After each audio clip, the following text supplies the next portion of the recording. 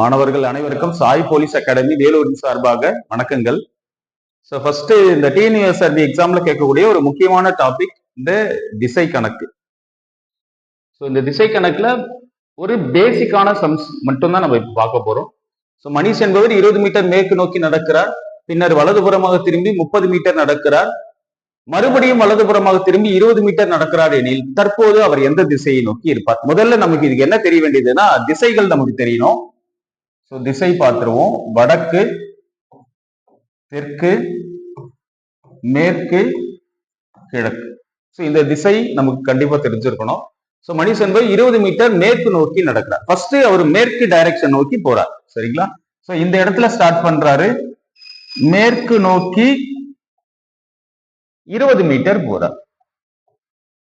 Again வலதுபுறமாக திரும்பி 30 metre நடக்கிறார். சோ மேற்கு நோக்கி நடக்கிற நபருக்கு வலதுபுறம் அப்படின்றது மேல் சைடுல வரும். சோ வலதுபுறமாக 30 மீட்டர் நடக்கிறார்.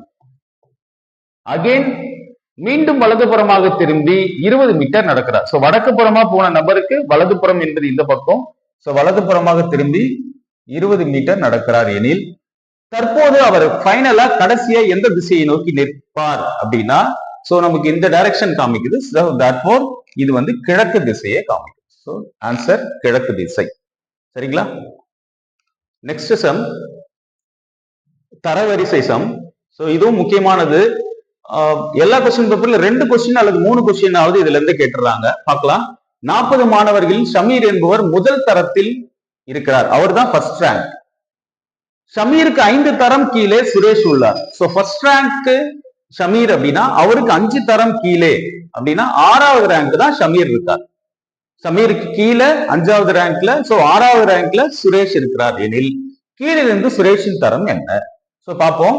ஷமீர் என்பவர் ஃபர்ஸ்ட் ரேங்க்ல இருக்காங்க. சோ இதுதான் ஷமீர், ஃபர்ஸ்ட் ரேங்க்ல இருக்கார். இவருக்கு 5 தரம் கீழே அப்படின்னா 6வது ரேங்க்ல யார் இருக்கிறது அப்படின்னா சுரேஷ் இருக்காரு. சோ 40 மாணவர்கள் கொண்ட வரிசையில கீழ இருந்து பார்க்கும்போது சுரேஷோட தரம் என்னன்னு கொஸ்டின் கேட்கிறாங்க. அப்போ மொத்தம் 40 மாணவர்கள் இருக்காங்க இந்த வரிசையில. 6வது இடத்துல சுரேஷ் வந்துட்டாரு. இப்ப அதே சுரேஷோட இடம் கீழ இருந்து பார்க்கும்போது என்ன அப்படின்னா, சோ இந்த 40ல இருந்து இந்த 6 கழிச்சிருங்க. கழிச்சிட்டீங்க அப்படின்னா இங்க எத்தனை பேர் இருப்பாங்க? 34 நபர்கள் இருப்பாங்க. சோ 34 நபர்கள் இருப்பாங்க இந்த ஏரியாக்குள்ள. சோ இந்த 34 அதுக்கு அடுத்த நபரா தான் யார் இருக்கிறது? சுரேஷ் இருக்காரு. சோ அவர் சுரேஷோட தரம் கீழ இருந்து பார்க்கும்போது 35, சரிங்களா? So next question.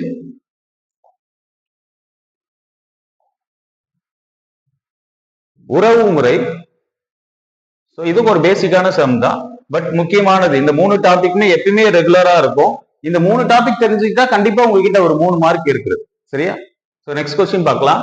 தீபிகா புகைப்படத்தில் உள்ள ஒரு ஆணை காட்டி அந்த ஆண் யார் எனில் என்னுடைய தாத்தாவினுடைய ஒரே மகனின் மகன் என்று கூறினாள் எனில் அந்த ஆணுக்கு தீபிகா என்ன உறவு முறை? சோ பார்ப்போம். சோ புகைப்படத்தில் உள்ள ஒரு ஆணை காட்டி, சோ புகைப்படத்துல இருக்கிற ஒரு நபர், இவரை காட்டி தீபிகா சொல்றாங்க. புகைப்படத்தில் உள்ள ஒரு ஆணை காட்டி தீபிகா சொல்றாங்க அந்த ஆண் யார் எனில் என்னுடைய தாத்தா. சோ தீபிகாவுடைய தாத்தா, என்னுடைய தாத்தாவினுடைய ஒரே மகனின் அப்படின்னா யாரு வருவாங்க? தீபிகாவோட அப்பா. சோ தீபிகாவுடைய ஃபாதர். என்னுடைய அப்பாவினுடைய ஒரே மகன் தான் யாரா? இந்த படத்தில் இருக்கிற ஒரு நபர். அப்போ இந்த நபர் தீபிகாவோட அப்பாவுக்கு ஒரே மகன். தீபிகா யாரு? இதே நபருக்கு மகள். அப்போ இந்த நபருக்கு ஒரு மகள் ஒரு மகன் இருக்காங்க. அப்போ அந்த ஆணுக்கு தீபிகா என்ன ஒரு முறை வருவாங்க? சகோதரியா தான் வருவாங்க. ஏன்னா 2 பேருக்குமே அப்பா யாரு? இந்த நபர் தான். சோ தீபிகா இந்த நபருக்கு என்ன உறவு முறை வருவாங்க அப்படின்னா சகோதரி உறவு முறையில வருவாங்க. சோ வீடியோ பிடிச்சிருந்தா லைக் பண்ணுங்க, ஃபாலோ பண்ணுங்க. அகைன் அண்ட் அகைன் டெய்லி நாங்க இதை விட அட்வான்ஸா இருக்கிற அடுத்தடுத்த கணக்குகள் உங்களுக்கு நாங்க வீடியோல அப்லோட் பண்றோம்.